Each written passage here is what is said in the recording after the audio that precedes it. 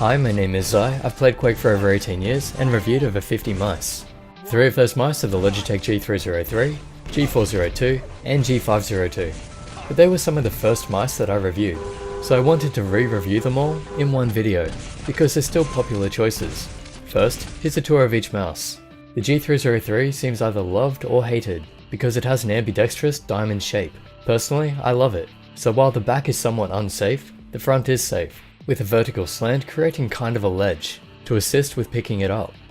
There are some subtle comfort grooves in the buttons, slightly textured plastic on top and sides, and smooth around the lights. And it has a wide back that can fill your palm if your hand is small enough, or if you claw grip. The dimensions are about 5.5cm at the fingers, the base length is about 10cm, and it's about 3.5cm high. So it's a small mouse, which I think would suit palm grip for people with hands between 14 and 18cm. Claw grip 16 to 19, and fingertip 17 to 19. But some people with even bigger hands have said they really like it, so again, it's all personal preference. This is a rough guide only. The G402 is a medium mouse that seems to have a safer ergonomic shape, with a flat surface and just enough curve to make it grip easier. And there's enough ledge on the left under the side buttons, despite there being a thumb rest curve too. The biggest complaint I've heard about this is the sniper button. Basically, they're intending for you to hold the mouse further back or with the joint of your thumb, but a lot of people use the tip, so the button gets in the way unless they adjust to it. No comfort grooves in the buttons, slightly textured plastic on top, rubberized grips on the sides, and because the back tapers down, it's not the best for palm grip.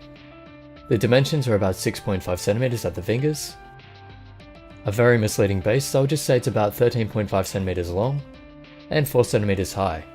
For palm grip, I'd say it's okay for hands between 16 and 17.5cm. Claw grip 16 to 20, and fingertip 18 to 20. As far as dimensions go, the G502 is very similar to the G402, except it's more top heavy, and it's a bit shorter. But it does have extra features. The infinite scroll wheel is my favourite, especially for video editing and going through documents. There are comfort grooves in the buttons, however, I find I slip and press the DPI buttons sometimes. There's also a profile switch. Again, same design with the sniper button, and overall I think the G402 is more comfortable, but the G502 has the better features. The textures and materials are also very similar, except there are more textures on the G502. I'd say it's okay for hands between 16 and 17.5cm for palm, claw grip 16 to 20, and fingertip 18 to 20. For the weights, the G303 is the lightest at 88 grams.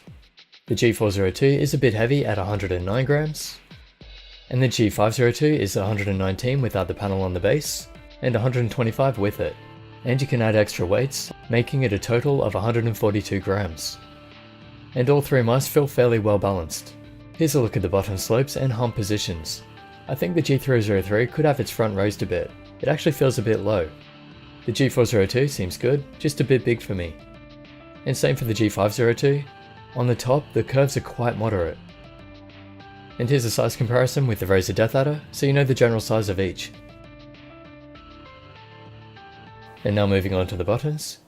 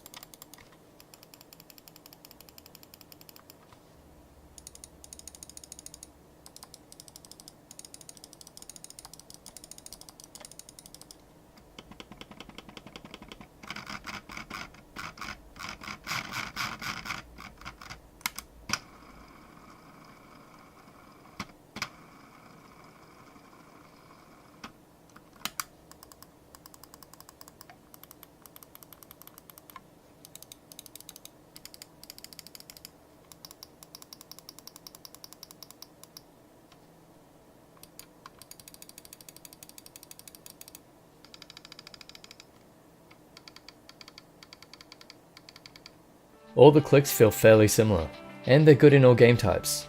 I don't have an issue with Logitech buttons, although I'm not a fan of the scroll wheel on the G402 and 303. I prefer the new ones on the G403.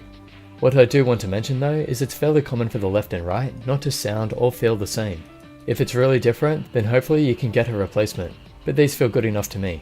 Testing for latency against each other, neither test is accurate, but in the human tests, they all scored about the same, and in the bomb test, there was pretty much nothing in it, but I think it was more to do with the button tension than speed. So button wise, I'd say they're all good. I didn't find any issues. For the sensors, the G303 and G502 both use the 3366 optical, which is the top optical at the moment. I've tested them both, and as usual it's pretty much flawless. So I'm going to focus on the G402 for this video. So first, rocket jumping is fine. I'm moving it as fast as I can across the pad. I can't make it spin out. However, in the tilt slam test, it does get confused. It's not too common for people to have that problem, but the G303 and 502 have a sensor that can handle it.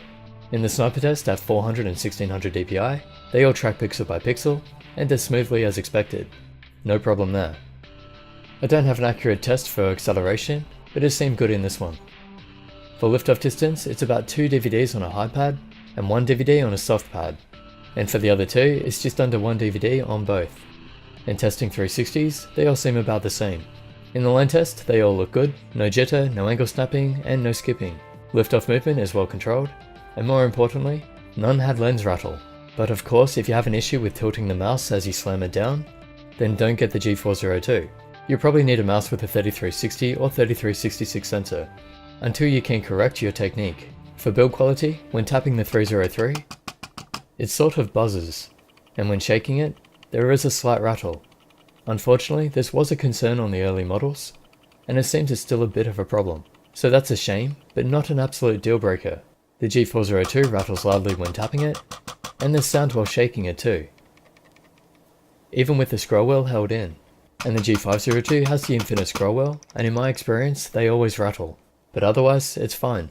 The 402 has a standard rubber cable, while the other two have thick braids, which may not fit in a mouse bungee or two.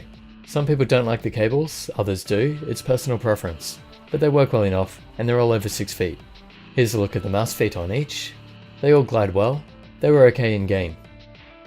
In the software, for the 303 and 502, you can set the DPI from 200 to 12,000, in increments of 50. You can also set profiles and custom DPI steps, and you can alter the buttons with these commands, as well as G-Shift, which when set, you can change the other buttons. This almost doubles the amount of commands you can have on the mouse. In lighting, they're RGB, so you can have color cycle or turn off the effect and choose your own. There's also surface tuning, but I leave that on default unless I find a problem. So as I said, same for the G502, it just has more buttons to use with the G-Shift, and the 402 goes from 240 to 4000 DPI in increments of 80. It also has the G-Shift function. It only comes in blue light, so not much there, other than you can turn it off, and you can test how fast you can move it here. All three are meant to have onboard memory, but I always run the software. Never had an issue, really like Logitech software, and it's great how it recognizes all the Logitech devices. In conclusion, my favorite is the G303 because I prefer smaller mice. If you have a bigger hand and you don't mind the weight, you can look at the 402 and 502. They're all very good mice in their own ways, it just depends what suits you. And also, now that the 403 is out, I rarely recommend the others. However, if you can't get the 403 or these are cheaper, then of course they're worth a look.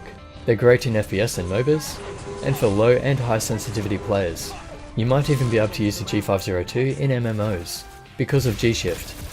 Hope that helps. Big thanks to Logitech for sending these out for review, and if you want to help support the channel, I'll leave the usual links in the description. As always, subscribe, share, like this video, and I'll catch you in the next.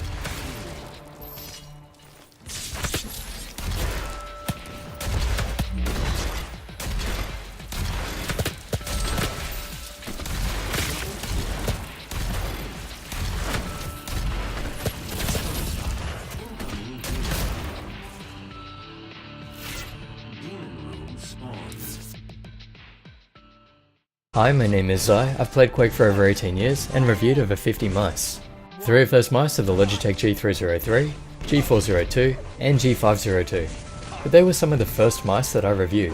So I wanted to re-review them all in one video, because they're still popular choices. First, here's a tour of each mouse.